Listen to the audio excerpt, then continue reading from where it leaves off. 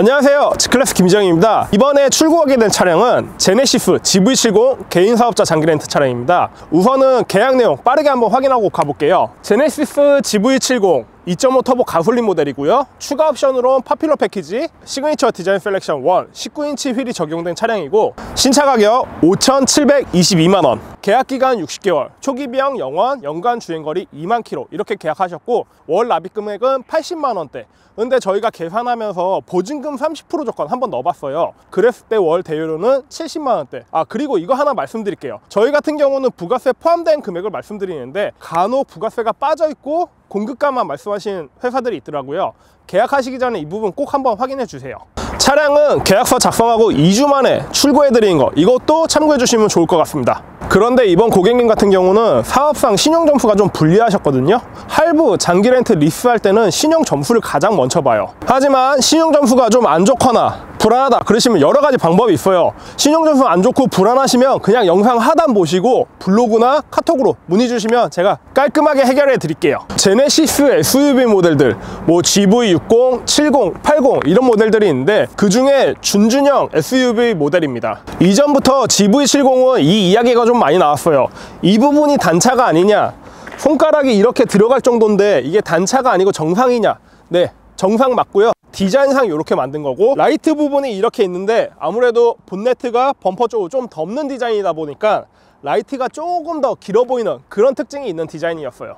현재 제네시스 모델 같은 경우가 많은 모델들이 좀 부분 변경이 됐었잖아요. 부분 변경이 되면서 이쪽 그릴이 거진 다 두 줄로 바뀌었어요. 하지만 이 모델 같은 경우 조만간 부분 변경이 될 거기 때문에 그릴이 아직은 한 줄로 돼 있는데, 이후에 어떻게 나올지 한번 저도 볼 거고요. GV80과 좀 다르게 GV70 같은 경우 약간 스포티한 부분이 있어요. 이쪽 보시면은 GV80은 좀 고급스러운 느낌이 많이 드는데, GV70 같은 경우 스포티함이 좀 많이 강조된 디자인이에요. 그리고 이 녀석 같은 경우는 페리가 되더라도 제 생각에는 이 라이트 디자인은 비슷하더라도 뭐 안쪽에 큐브형으로 좀 바뀌겠고 화소가 조금 차이가 있을 걸로 이 정도로만 예상하고 있고요. 측면은 바로 한번 보실게요. 측면 디자인 보시면은 GV70 모델 같은 경우는 약간 이렇게 쿠페형 디자인으로 이렇게 설계가 됐어요. 일반 SUV였다면 여기서 이렇게 좀 직각적으로 좀 떨어지는 이런 게 특징이 있었겠죠. 그리고 이제 GV70의 이런 디자인 때문에 고객님들이 벤츠 GLC 쿠페 아니면 BMW X4 이 모델들이랑 좀 비교를 많이 하시는데, 솔직하게 말씀드리면 국산차다 보니까 편의사양 그리고 실내 공간 활용도 이 부분은 우월하다고 말씀드릴 수는 있어요. 측면 쪽 보시면은 이렇게 도어 상단 쪽에 좀 엣지를 넣어놨어요. 그러다 보니까 디자인이 좀 스포티함이 좀 강조가 됐고, 추가 옵션으로 적용한 전륜 모노블록 포피, 단순하게 이게 휠만 커지는 게 아니에요. 브레이크가 좀 더 강화가 되다 보니까 아무래도 차가 달리면서도 쓸 때 좀 더 안정적으로 쓸 수 있고, 제네시스 브랜드가 출시가 되면서 이런 옵션들을 이제 추가할 수 있다는 게 참 저는 좋다고는 생각을 합니다. 후면부도 한번 보실게요. GV70 모델 같은 경우는 21년도에 첫 출시가 됐는데, 요즘 뭐 페이스리프트 되고 풀체인지 되어 나오는 모델들에 비해도 그때 당시 디자인인데도 상당히 좀 잘 나와 있는 편이에요. 이쪽 부분 보시면은 각지지 않고 좀 둥그스럽게 나온 게 측면이나 전면에 비해 고급스러운 특징이다. 하지만 GV70 하단 보시면은 전면이랑 좀 비슷하게 이렇게 좀 스포티함이 또 강조가 돼 있어요. 그리고 보시면은 양쪽에 제네시스의 상징 테일램프가 두 줄로 이렇게 들어가 있고, 트렁크 버튼은 모두 다 알고 계실 거예요. 이제 이렇게 와이퍼 쪽에 보시면은 버튼이 있어요. 이거 길게 누르시면은 트렁크가 열립니다. 트렁크 한번 볼게요. 이런 게 쿠페형 디자인 SUV의 단점이에요. 제가 볼 때는 이제 라운딩 갈 때 골프백 4개 넣기는 좀 많이 어려운 건 사실이고, 좀 짐을 좀 많이 넣기 이런 건 좀 어려운 건 사실이에요. 그래가지고 GV70은 제 생각에는 도심형 SUV가 맞지 않나 이렇게도 생각을 해봅니다. 그리고 신차 가격으로 따져보시면은 산타페와 소렌토 요것보다 조금 비싸거나 비슷한데, 실내 사이즈라든지 공간 활용도는 스포티지나 투싼 이런 모델이랑 동급이라고 보시는 게 편하세요. 국산차 같은 경우는 주로 6대4 분할 폴딩 사용하잖아요. 그러다 보니까 이렇게 양쪽으로 폴딩 버튼들이 있어요. 이렇게 당기시면은 시트가 이렇게 넘어가고, 5인승 모델이다 보니까 트렁크 하단에 이런 식으로 히든 공간이 좀 있긴 해요. 근데 넓지는 않으니까 그거 참고하시면 되고요. 여기 보시면은 이쪽 공간 같은 경우는 이런 식으로 삼각대 넣는 공간이에요. 폴딩 해본 김에 트렁크도 한번 누워는 볼게요. 이게 제가 아까 도심형 SUV를 해가지고 그렇게 크지는 않을 거라 했는데 생각보다 많이 좁아요. 그렇기 때문에 이걸로는 뭐 어디 다니시거나 하기엔 좀 어려워요. 도시명 SUV를 쓰신 게 딱 맞습니다. 차량은 보시면은 시그니처 디자인 셀렉션 1을 선택하셔가지고 실내는 브라운 인테리어가 돼 있고요. 이쪽 있는데 보시면은 가니쉬가 알루미늄으로 들어갔어요. 근데 안쪽에는 오늘 고객님이 직접 언박싱 하신다 그러셔가지고 비닐은 좀 남아 있어가지고 조금 자세하게 못 보실 것 같아요. 내부 인테리어 이제 보실 건데, 아 잠깐만요. 시동 온! 부릉!